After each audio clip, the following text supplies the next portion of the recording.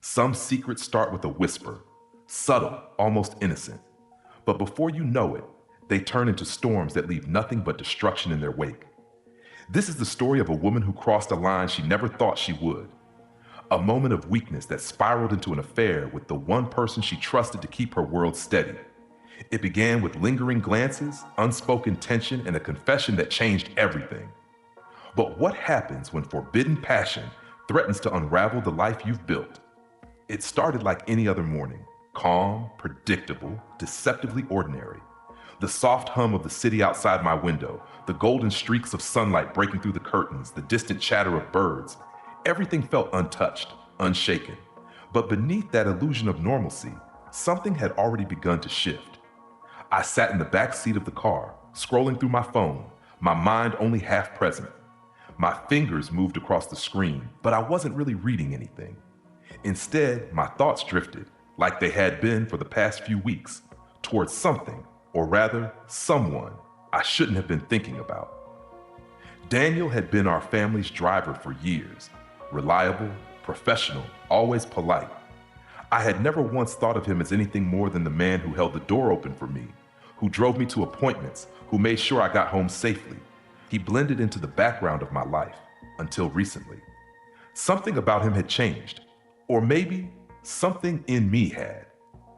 It was in the little things, the way his fingers brushed mine when handing me my bag, the fraction of a second longer he held the door open, the way his gaze lingered just a bit too long.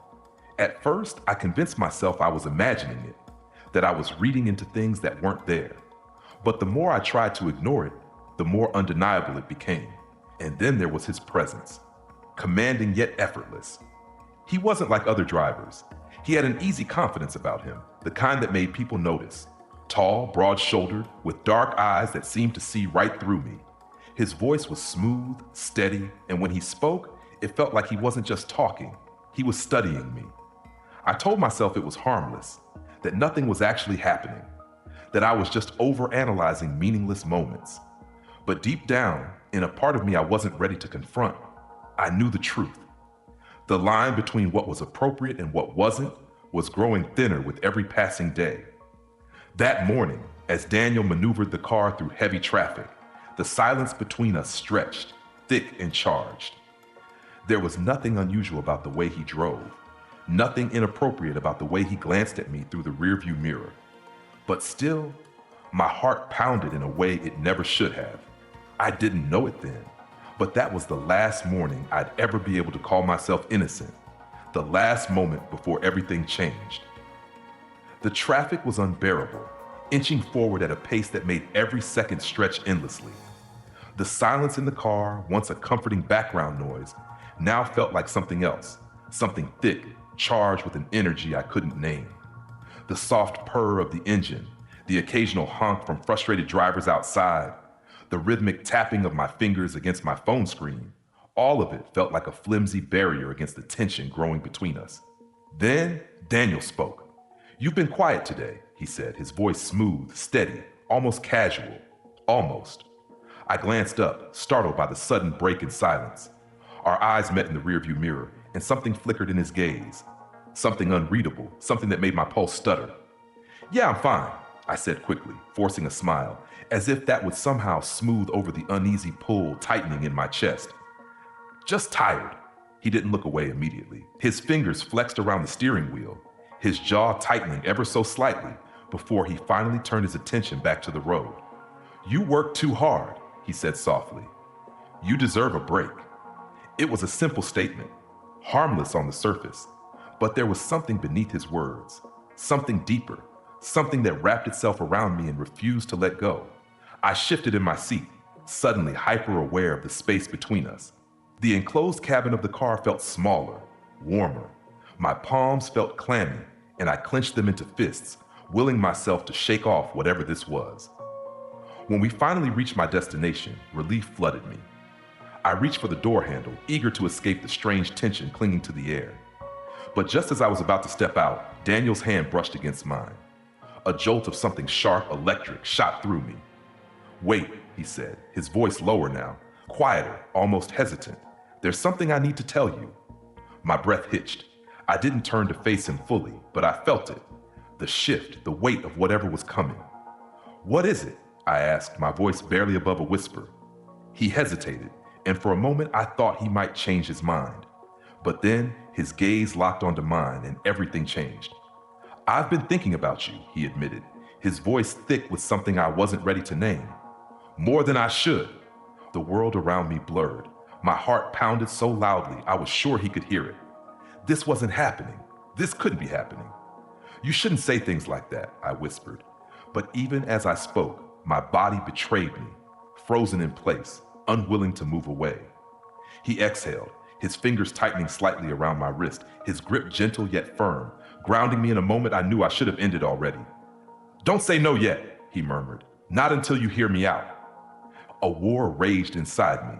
Every logical part of my mind screamed for me to pull away, to step out of the car, to pretend this never happened. But another part of me, the part I didn't want to acknowledge, leaned in, drawn to the intensity of his gaze, to the quiet promise laced in his words. Then, before I could stop it, before I could stop myself, his lips were on mine. Soft, searching, filled with something that my breath catch. And for one fleeting, damning moment, nothing else mattered. The moment his lips touched mine, time fractured. The hum of traffic outside faded into nothing, the weight of reality dissolving under the pressure of something far more dangerous. His kiss was soft but insistent, a silent confession of everything that had been simmering beneath the surface. I should have pulled away. I knew that, but I didn't. Instead, I let myself sink into the moment, my fingers instinctively curling into the fabric of his shirt.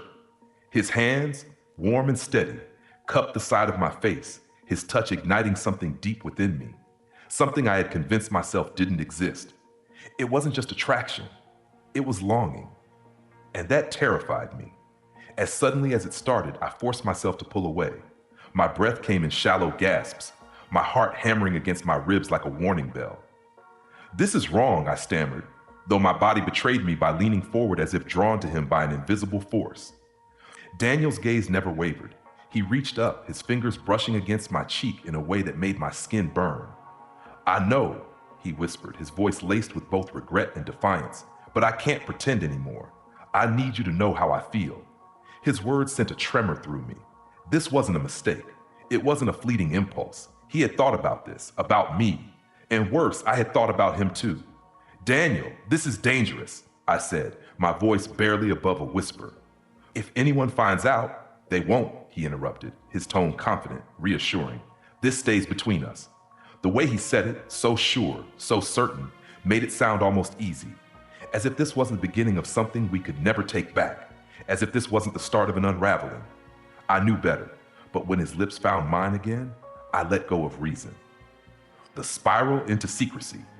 In the days that followed, I told myself it would never happen again, that the kiss had been a mistake, an emotional slip in a vulnerable moment.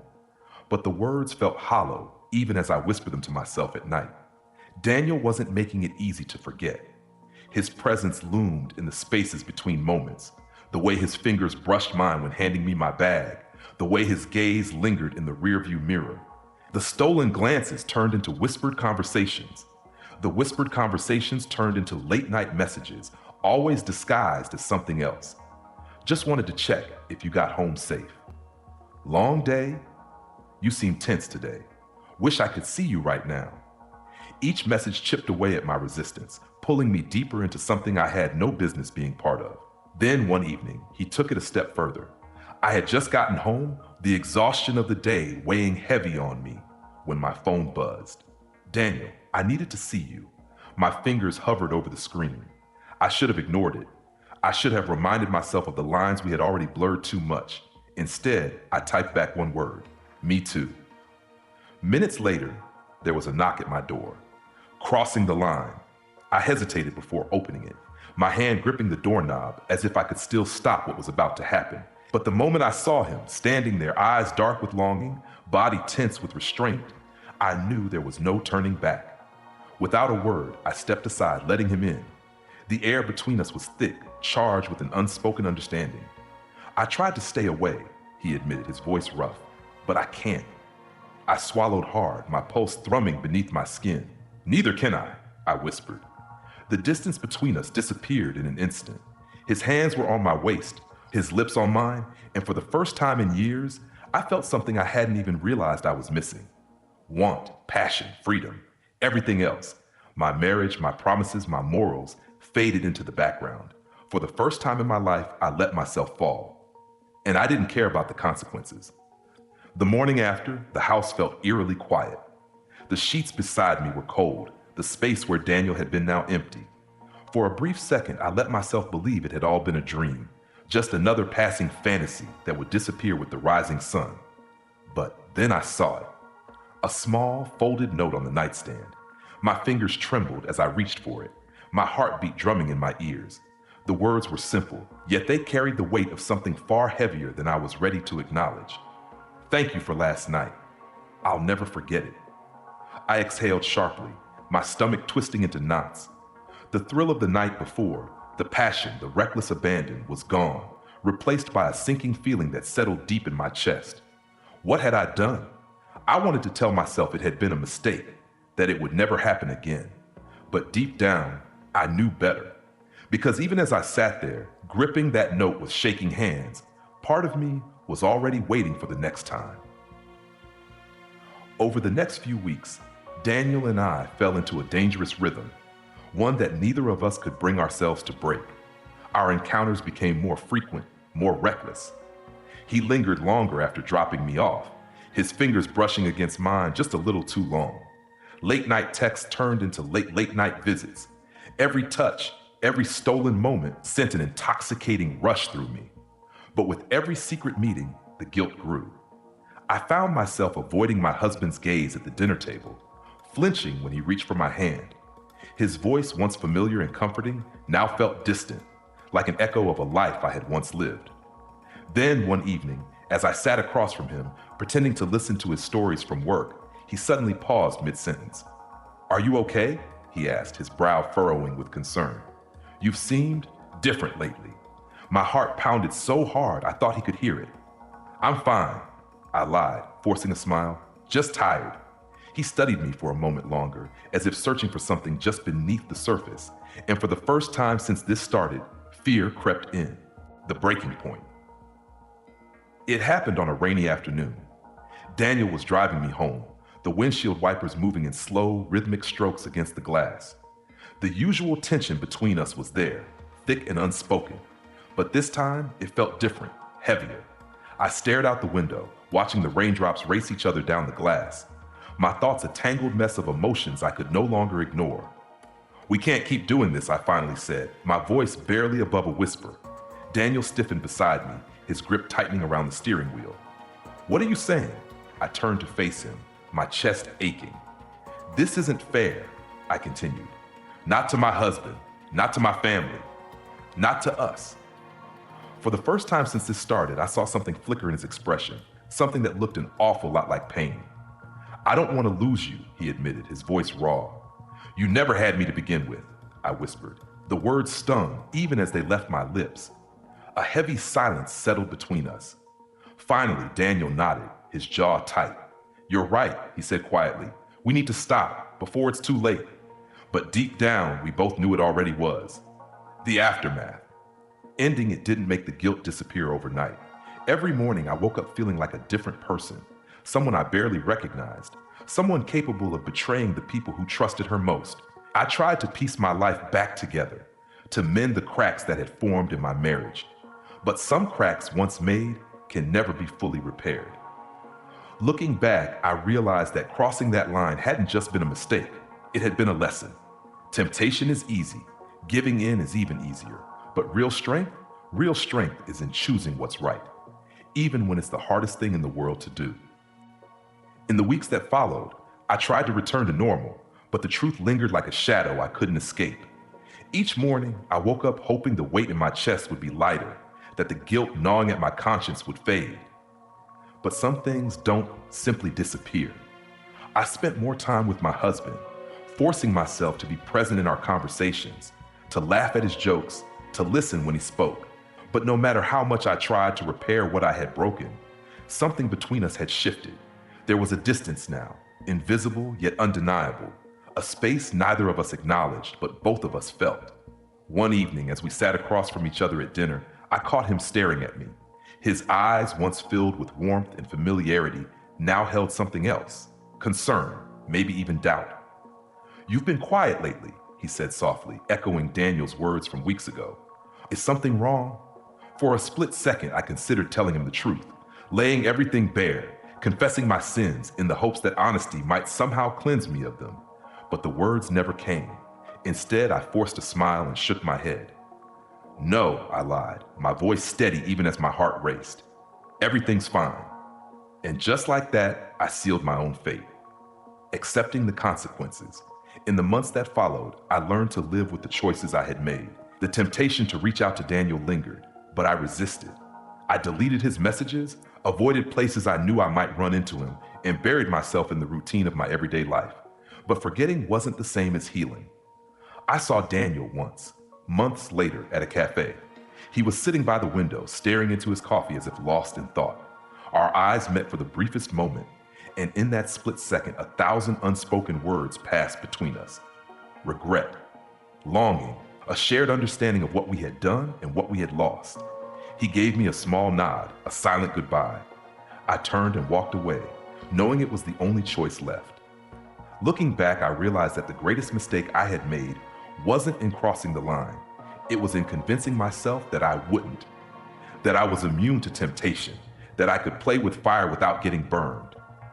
But the truth is, no one is immune. Temptation doesn't always come in the form of grand, dramatic gestures. Sometimes it sneaks up in the little things, the lingering glances, the subtle touches, the quiet moments where your heart betrays your better judgment. I used to believe that love was black and white, that fidelity was a simple choice.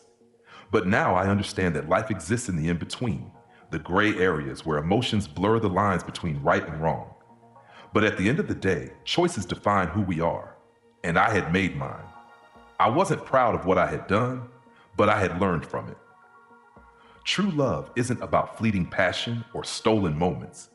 It's about commitment, discipline, the strength to walk away even when your heart begs you to stay. And perhaps most of all, it's about honesty, not just with others, but with yourself.